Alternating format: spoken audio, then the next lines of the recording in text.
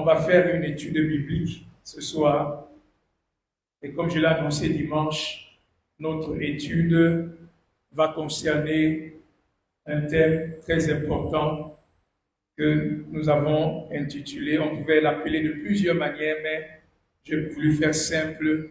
Nous voulons parler de la puissance du sang de Jésus.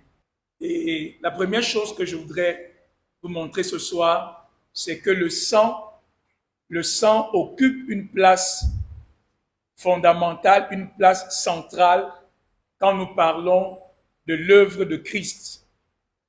Quand nous parlons de l'œuvre de Christ, le sang occupe une place centrale, une place fondamentale. Nous ne pouvons pas parler de l'œuvre de Jésus, nous ne pouvons pas parler de l'œuvre achevée de Christ si nous ne parlons pas du sang de Jésus. Parce que le sang de Jésus est au centre, est au cœur de toute l'œuvre qu'il a accomplie. Alléluia. Alléluia. Donc le sang de Jésus occupe une place fondamentale, une place centrale. Le sang de Jésus est au cœur de toute l'œuvre que Christ a accomplie. Donc en fait, quand je parle du sang de Jésus, je veux faire référence à l'œuvre achevée de Christ à la croix. Et dans cette œuvre achevée de Christ à la croix, pas à la croix, l'œuvre achevée de Christ, le sang de Jésus occupe une place fondamentale, une place centrale. Alléluia. Et donc c'est le premier point que je voudrais nous montrer ce soir. Que lorsque nous parlons du sang de Jésus, cela signifie qu'il y a eu un sacrifice. Alléluia. Quand nous parlons du sang de Jésus, ça signifie qu'il y a eu un sacrifice. Et quel était ce sacrifice? C'est le sacrifice de la vie de Jésus. Le sang de Jésus signifie qu'il y a eu un sacrifice. Christ a sacrifié sa vie. Parce qu'on ne peut pas avoir le sang s'il n'y a pas eu la mort. On ne peut pas avoir le sang s'il n'y a pas eu de sacrifice. Alléluia. Dans l'Ancien Testament, lorsqu'on amenait un animal pour le sacrifier, après l'avoir sacrifié, le souverain sacrificateur prenait le sang de l'animal. Et c'est avec ce sang qu'il allait dans le tabernacle. Donc, la présence du sang était la preuve qu'il y a eu le sacrifice. La présence du sang était la preuve qu'il y a eu la mort d'un animal innocent, le sacrifice d'un animal innocent. Et donc, le sang était la preuve concrète qu'il y a eu mort, il y a eu sacrifice, et le sang de ce sacrifice, le sang de cette vie qui a été immolée, on l'amène dans le tabernacle. Alléluia. Donc, je voudrais vraiment que nous comprenions cela. Je voudrais aller pas à pas. On va aller ensemble. Donc, quand je parle du sang de Jésus, je voudrais que vous compreniez en arrière-plan que quand nous parlons du sang, en réalité, nous faisons allusion au sacrifice de Jésus, à la mort de Jésus, au sacrifice de sa vie. Alléluia. Et quand nous allons dans la parole de Dieu, vous verrez que les souffrances de Christ, la mort de Christ, tout cela avait pour objectif final que son sang soit versé. D'accord? Les souffrances de Christ, la mort de Christ avait pour résultat final que son sang puisse couler. Et je voudrais commencer en vous montrant, on va aller dans la parole de Dieu, et vous allez voir que quand on regarde les souffrances de Christ, tout ce qu'il a enduré, tout ce qu'on lui a infligé, jusqu'à la mort sur la croix, tout cela avait pour résultat que son sang puisse couler. Et son sang a coulé. Et quand on lit la Bible, on voit que son sang a coulé à 7 reprises. Il y a 7 endroits où nous voyons que le sang de Jésus a coulé. Le sang de Jésus n'a pas coulé uniquement sur la croix, quand on l'a crucifié. Le sang de Jésus a coulé à plusieurs endroits, à plusieurs reprises. Nous voyons comment le sang de Jésus a coulé. Et donc, on va aller dans la parole de Dieu, on va aller point par point, verset par verset, et nous verrons à chaque fois à quel endroit, à quel moment, comment est-ce que le sang de Jésus a coulé. Vous allez voir que tout était fait pour que le sang de Jésus coule. Parce que l'effusion du sang de Jésus était quelque chose d'important. C'était un élément capital. Il fallait qu'il y ait effusion de sang. Il fallait que le sang de Jésus coule. Et quand on va lire, vous verrez que à la fin, on peut se poser une question, mais pourquoi est-ce que Jésus n'est pas mort simplement? Pourquoi est-ce que Jésus, le Seigneur n'a pas voulu qu'il ait une mort douce? Il aurait pu juste mourir et il nous aurait sauvés par cette mort. Mais nous verrons que cela n'a pas été le cas. La mort de Jésus a été émaillée par d'énormes souffrances. La mort de Jésus, le sacrifice de Jésus a été un sacrifice douloureux. Et vous allez comprendre pourquoi est-ce que c'était nécessaire, parce qu'il fallait que son sang coule. Et son sang a coulé à 7 reprises. Retenez ce chiffre, parce qu'il est important, on va revenir là-dessus après. À 7 reprises, le sang de Jésus a coulé. Alléluia. Et on va voir que dans l'Ancien Testament, quand le souverain sacrificateur amenait le sang des animaux dans le lieu très saint pour faire l'expiation, le souverain sacrificateur faisait l'aspersion du sang 7 fois. Et 7 est un chiffre important dans la Bible. 7 est un chiffre qui signifie simplement que la chose est parfaitement accomplie. La chose est parfaitement accomplie. La chose est totalement satisfaisante aux yeux de Dieu. Donc, 7, c'est le chiffre de la perfection. C'est le chiffre qui démontre que Dieu est satisfait. Dieu est content. Donc, ce que Dieu demandait a été pleinement accompli. Et donc, Dieu est satisfait. Donc, c'est le chiffre de la perfection. Et nous allons voir qu'à 7 endroits, le sang de Christ a coulé. Le premier endroit où le sang de Christ a coulé, qui peut me dire, vous êtes des étudiants de la Bible, on est dans l'étude de la parole de Dieu. Le premier endroit où le sang de Jésus a coulé, c'était à quel endroit? C'était à quel endroit? Le premier endroit où le sang de Jésus a coulé, c'était au jardin de Gethsémane. Au jardin de Gethsémane, qu'est-ce que la Bible nous dit? Lisons Luc au chapitre 22, verset 44. Luc au chapitre 22, verset 44. Luc 22, verset 44. Je voudrais qu'on lise, même si ça va nous prendre un peu de temps. Luc 22, verset 44. Excusez-moi si je peux avoir des lecteurs rapides dans la salle. Luc 22, verset 44. Est-ce qu'on peut lire ensemble? Luc 22, verset 44. Qu'est-ce qu'on dit? La Bible nous dit quoi?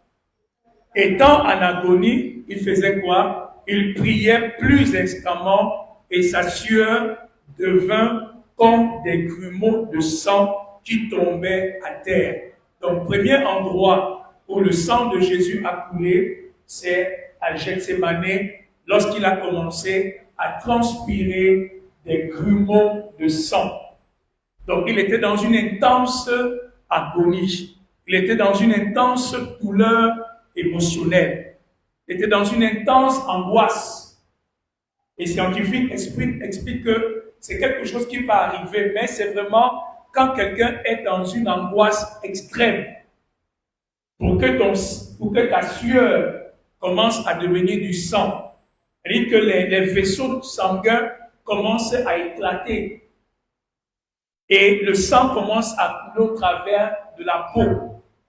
Et on nous dit que c'était dans une intense agonie. Il n'était même pas encore à la croix, mais il anticipait les souffrances. Il n'avait pas encore été arrêté. Il n'avait pas encore été crucifié. Mais il anticipait déjà tout ce qu'il allait subir, tout ce qu'il allait endurer. Et rien qu'à la pensée de cela, la Bible déclare que son âme était dans une souffrance intense. Et il a commencé à transpirer des gouttes, des grumeaux de sang. C'est le premier endroit où le sang de Jésus va couler. Le deuxième endroit où le sang de Jésus va couler, on va aller dans le livre de Matthieu 26, verset 67.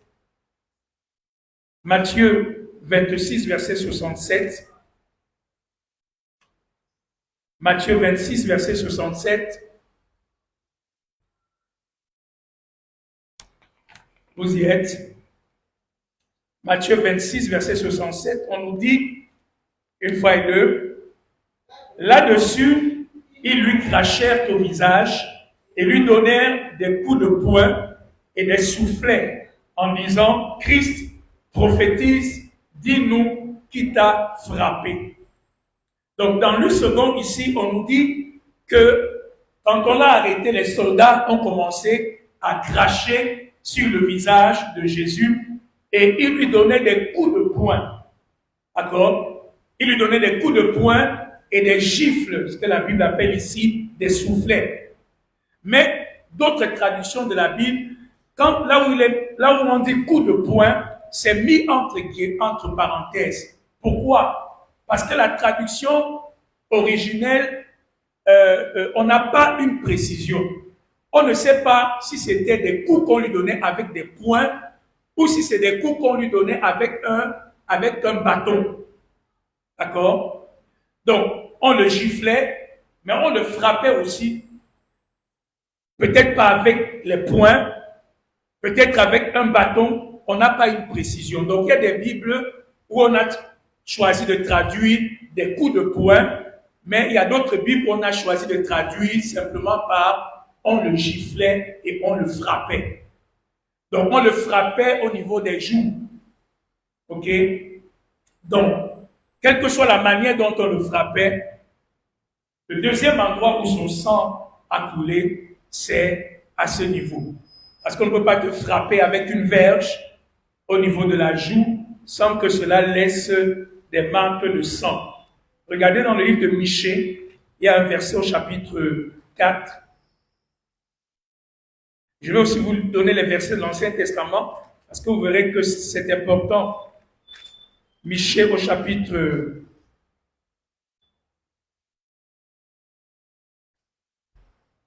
4, le verset 14. Michée chapitre 4, verset 14. On nous dit, maintenant, filles de troupes, rassemble tes troupes, on nous assiège, avec la verge, on frappe sur la joue le juge d'Israël. Et c'est pourquoi certains commentateurs pensent que c'était pas avec des coups de poing, mais c'était avec un bâton, c'était avec une verge qu'on était en train de taper sur la joue, les joues de Jésus, et avec des gifles, et on le frappait ainsi. Donc ça, c'est le deuxième endroit où le sang de Jésus va couler. Alléluia. Le troisième endroit où le sang de Jésus va couler, c'est dans Matthieu 27, verset 26. Je vous donne tous ces textes parce que vous pouvez aller à la maison, étudier encore la parole de Dieu, vous serez bénis. Matthieu chapitre 27, verset 26. Le troisième endroit, donc, le premier endroit, c'est à Gethsémane, où il a transpiré des grumeaux de sang. Deuxième endroit, là où il va être frappé à la joue, avec des verges, avec des coups de poing, avec des gifles, avec des soufflets, et on va cracher sur lui. Le troisième endroit, c'est dans Matthieu 27, verset 26. Matthieu 27, verset 26. Quelqu'un peut nous lire cela? Matthieu 27, verset 26. Quelqu'un peut nous lire cela? Vous êtes avec moi dans vos Bibles? Ou vous êtes déjà ailleurs? Je voudrais que vous soyez avec moi. Parce qu'on va faire un petit voyage et vous serez bénis. Matthieu 27, verset 26. Quelqu'un peut nous lire cela?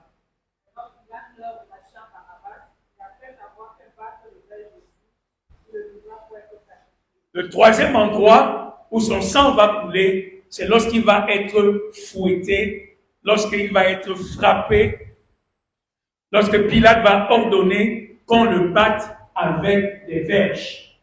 Donc Jésus va être copieusement fouetté. Son dos va être copieusement fouetté. Et les verges romaines, ce n'étaient pas les petits fouets que nous connaissons. Les verges romaines étaient un instrument particulier. Donc c'était une espèce de fouet qui était constitué de plusieurs lamelles de cuir. Il y avait plusieurs lamelles de cuir et sur ces lamelles de cuir, on incrustait des morceaux d'os et des morceaux de fer.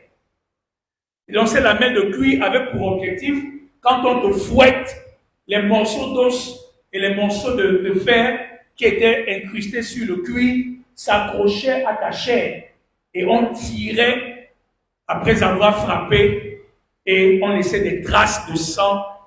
Ta chair était pratiquement déchirée quand on te fouettait avec ces verges.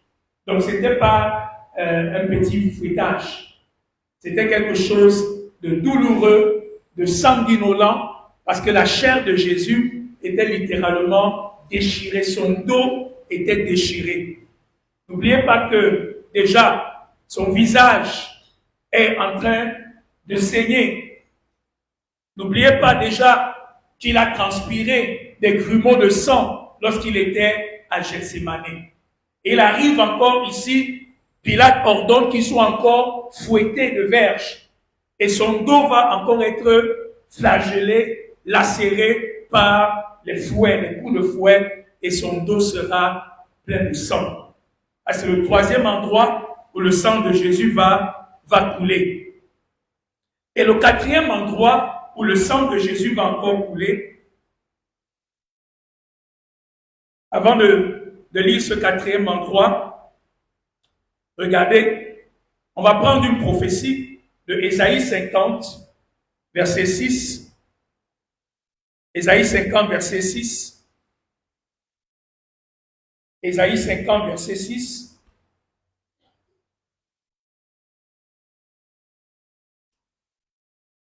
Quelqu'un peut nous lire cela?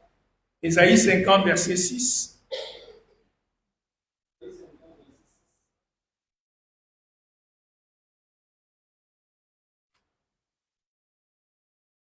Ésaïe 50, verset 6.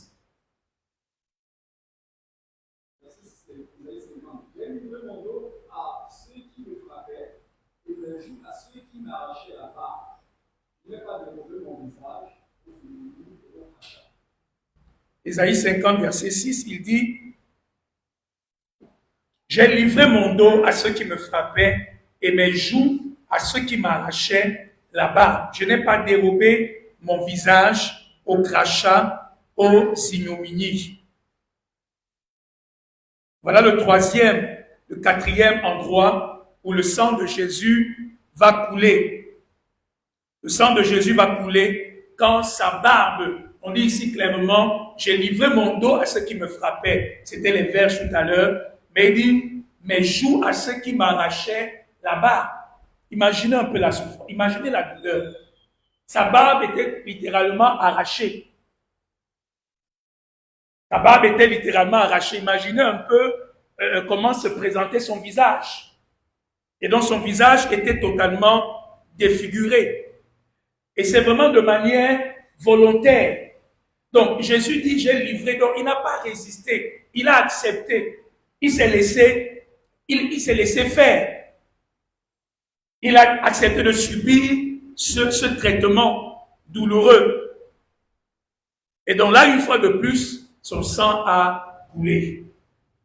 Le cinquième endroit où son sang a coulé, c'est dans Matthieu 27, verset 29. Matthieu 27, verset 29. Matthieu 27, verset 29. Ça, nous le connaissons bien. Matthieu 27, verset 29.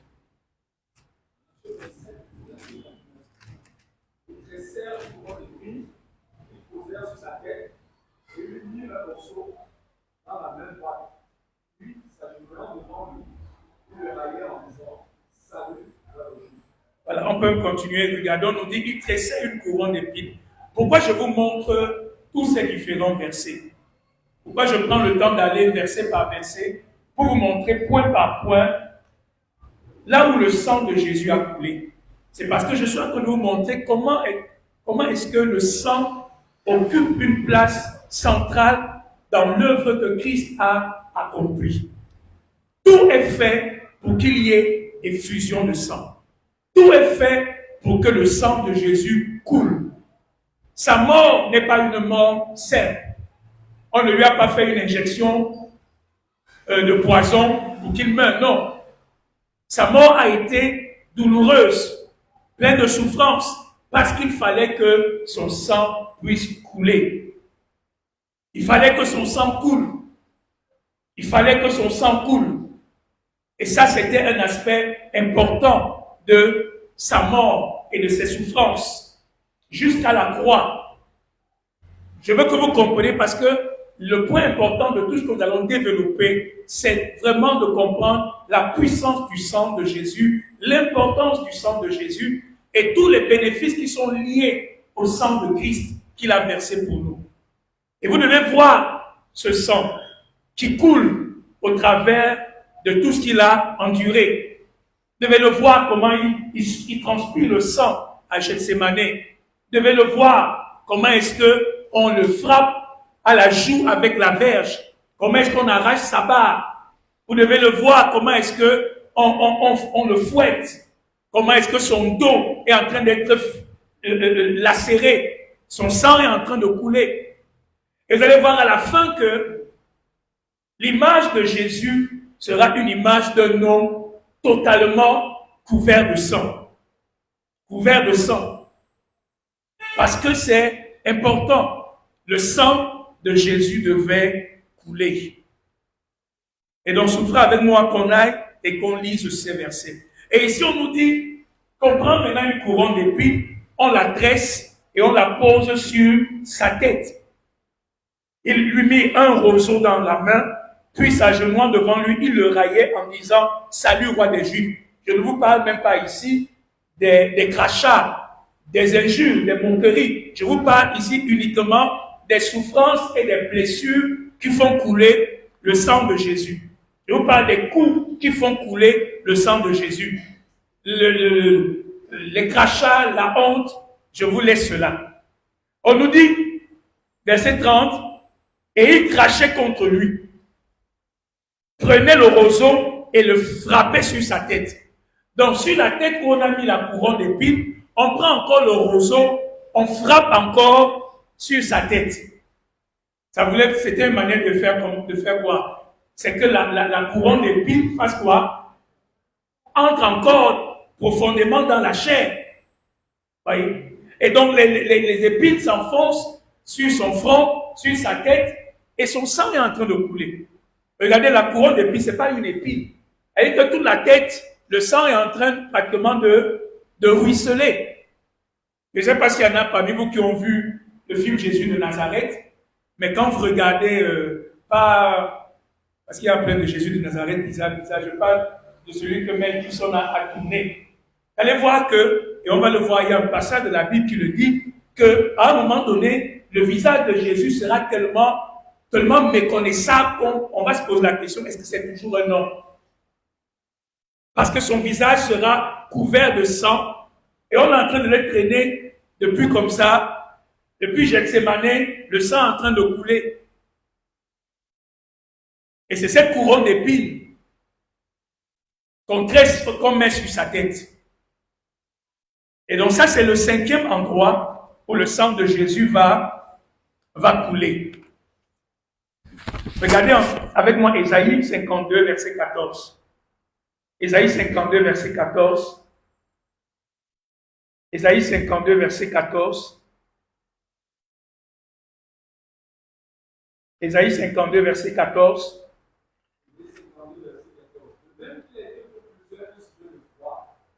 Tant son visage était défiguré, tant son aspect différait de celui de l'homme.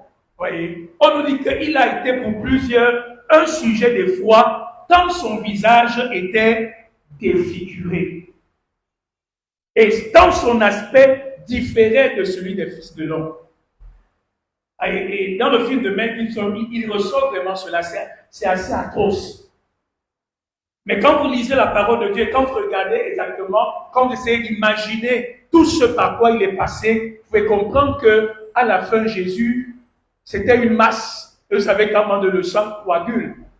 Le sang qui coule dans sa barbe, le sang qui coule sur son visage, sur ses yeux. Regardez un peu les boxeurs, quand on leur donne un coup à l'œil et que le sang commence à couler, son visage est tout bouffi.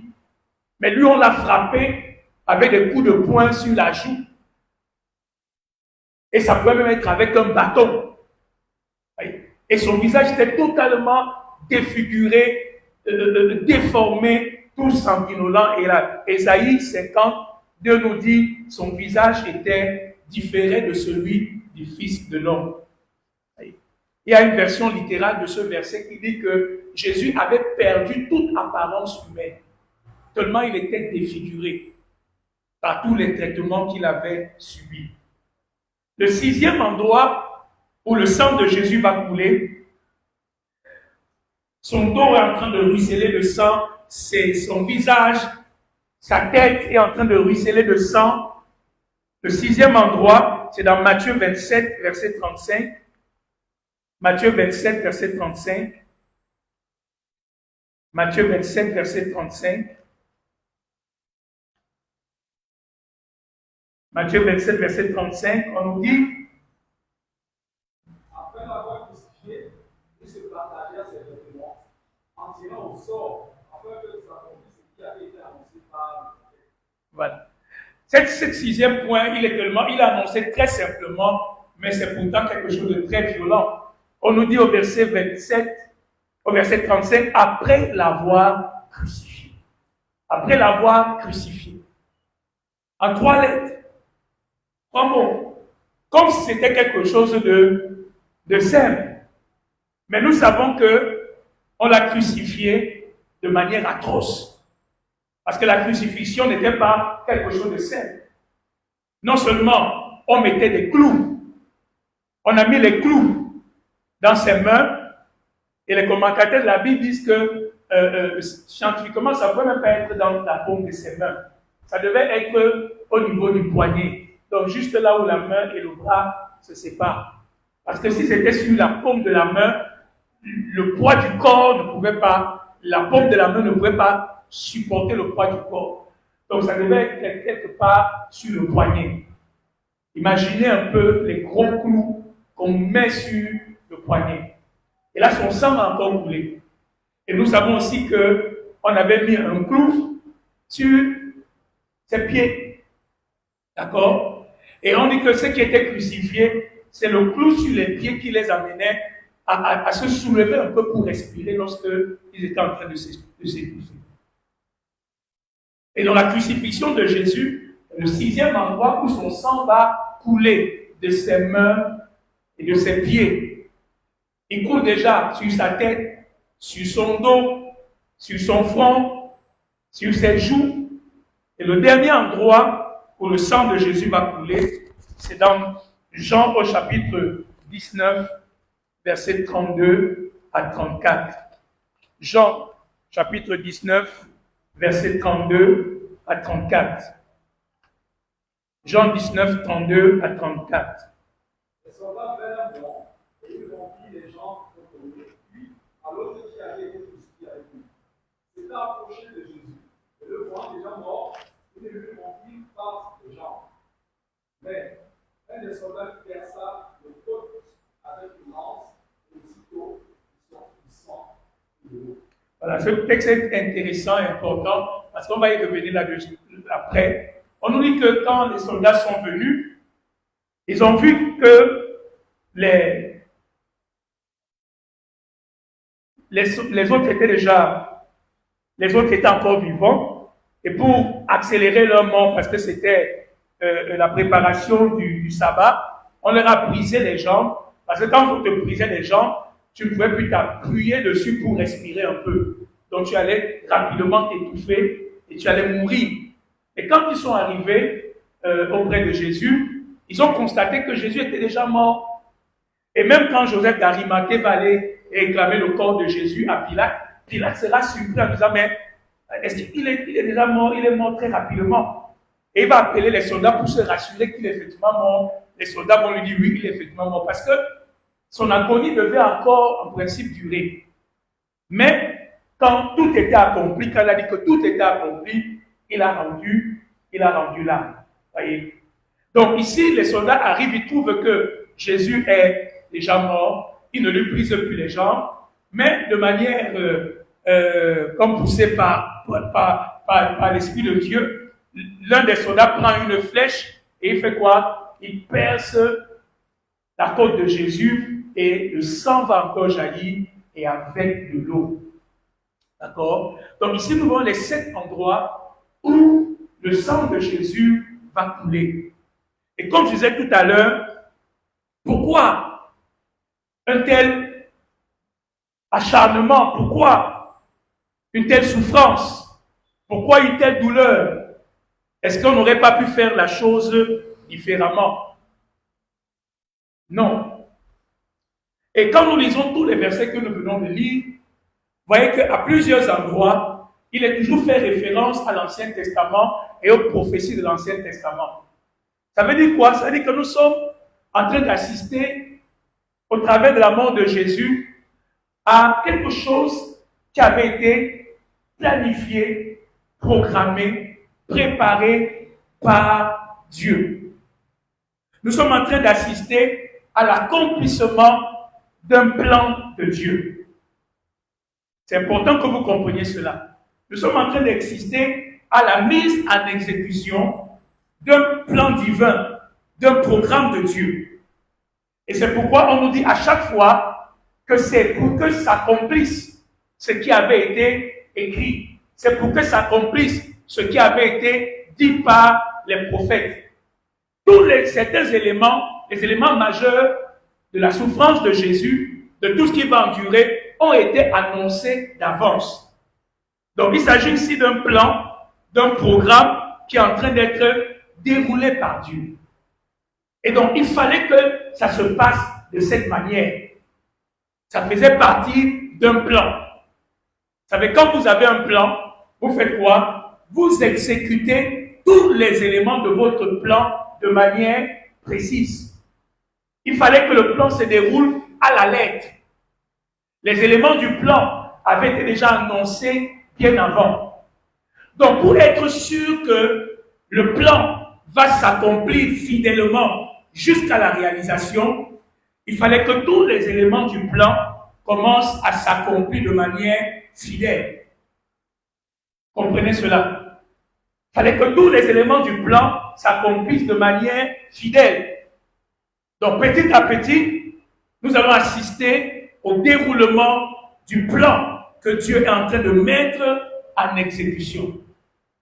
Donc, il ne s'agit pas de quelque chose d'un hasard.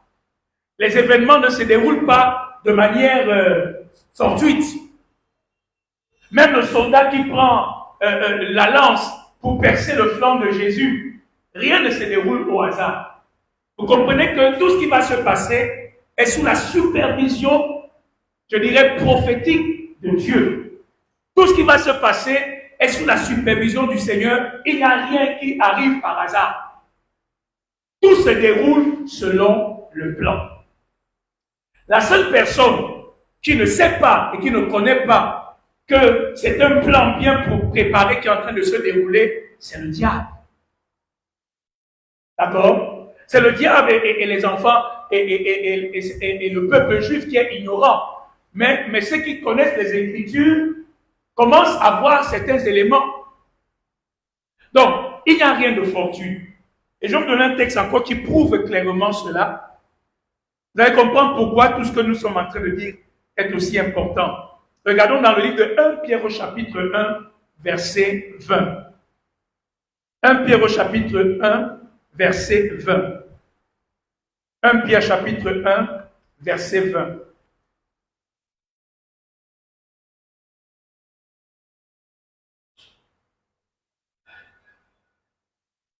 Un Pierre au chapitre 1. Destiné à avoir la fondation du monde et manifesté à la fin des temps à cause de vous. Tu peux relire encore.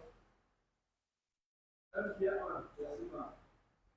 Destiné à avoir la fondation du monde et manifesté à la fin des temps à cause de vous. Comprenez bien ce qu'on dit.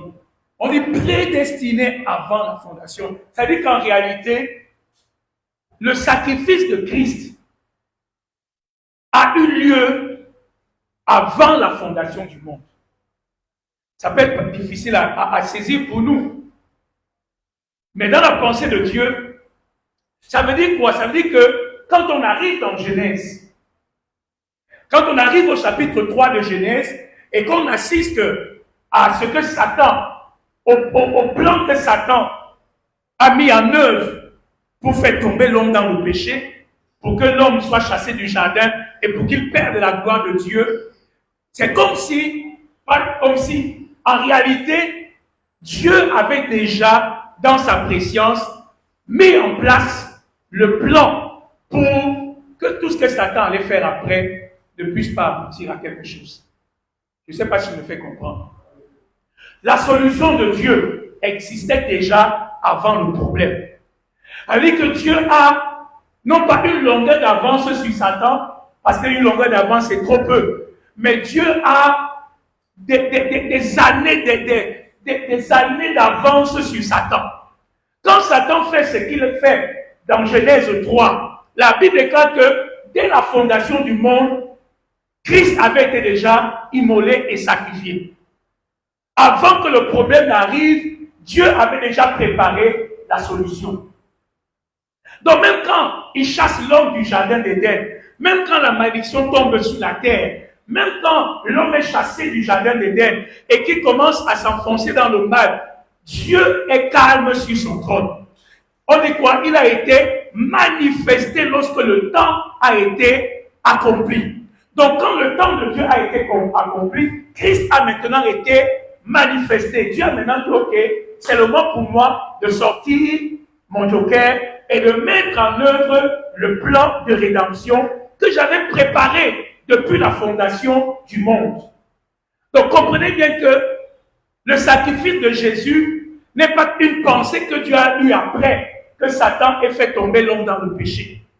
Le sacrifice de Jésus, le sang qu'il a versé, cette solution n'est pas quelque chose que Dieu a pensé après.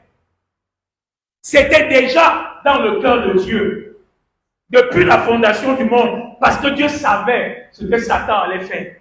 Il avait déjà préparé le plan de sortie. Il avait déjà préparé le programme pour la délivrance. Il avait déjà préparé le programme qui allait ramener l'homme dans sa présence. Il avait déjà préparé le programme qui allait ramener l'homme dans la gloire. Il avait déjà préparé le programme qui allait renverser tous les effets de la malédiction de Genèse 3. Donc Dieu n'est pas surpris. Vous-même, vous le savez que Dieu n'est surpris par rien. Alléluia. Donc tout se passe selon le plan et le programme de Dieu. Vous comprenez cela? C'est important que vous compreniez cela. Alors, je vous ai montré, ça c'est le premier point. Comment est-ce que le sang est au cœur, est au centre de l'œuvre que Christ a accomplie. Nous avons vu comment son sang a coulé. Nous avons vu comment son sang a été versé, a été répandu. Et ça ne s'arrête pas là. Son œuvre ne s'achève pas à la croix. Mais son œuvre s'achève plus loin encore. Parce que la Bible déclare que après sa résurrection, qu'est-ce que Christ a fait? Après sa résurrection, Christ est allé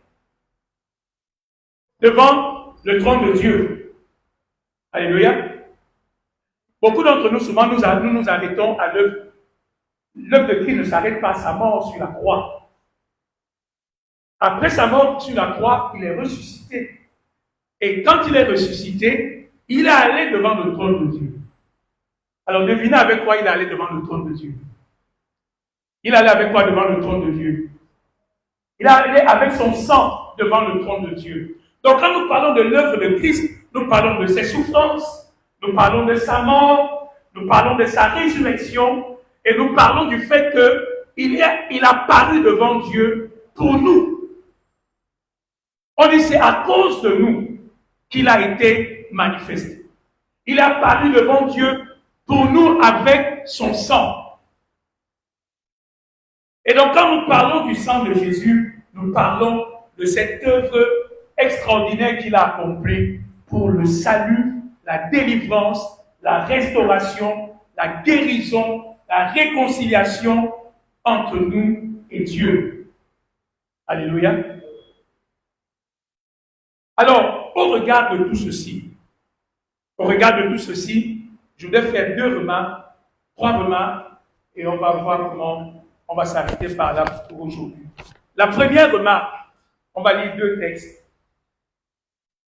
Lisons 1 Jean au chapitre 4. 1 Jean au chapitre 4.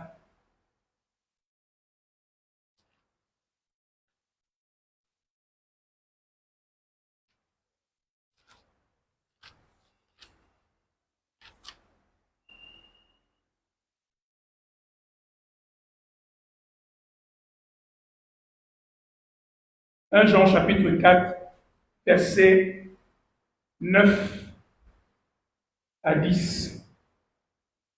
1 Jean chapitre 4, versets 9 à 10. L'amour de Dieu a été manifesté envers nous, que Dieu a envoyé son Fils unique dans le monde, afin que nous vivions par lui. Et cet amour consiste non pas en ce que nous avons aimé Dieu, mais en ce qu'il nous a aimés et a envoyé son Fils comme victime de la gloire de nos péchés.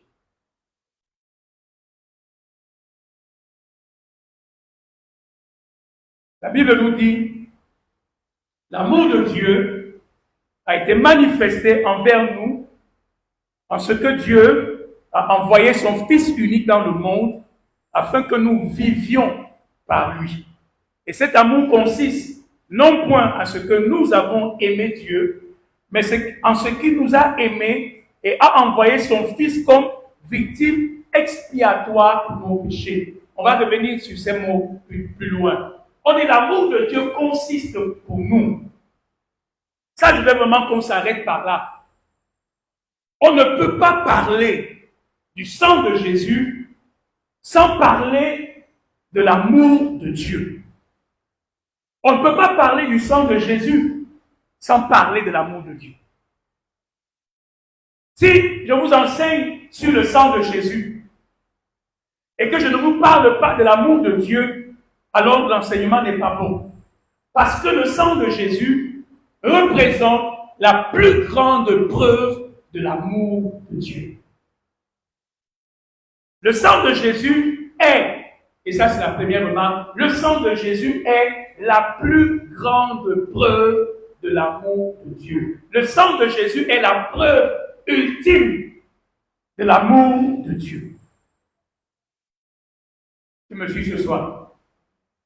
Je sais que ça ne vient pas encore, mais tu vas lire la parole de Dieu, tu verras que c'est important. Et l'amour a été manifesté. Non pas en ce que nous avons aimé Dieu, mais en ce qu'il nous a aimés et a envoyé son Fils comme victime expiatoire pour nos péchés. Regardez ce que la Bible dit au verset 16. Verset 16. Il dit au verset 16, toujours de 1 Jean 4, il dit au verset 16, et nous avons connu l'amour que Dieu a pour nous et nous y avons cru.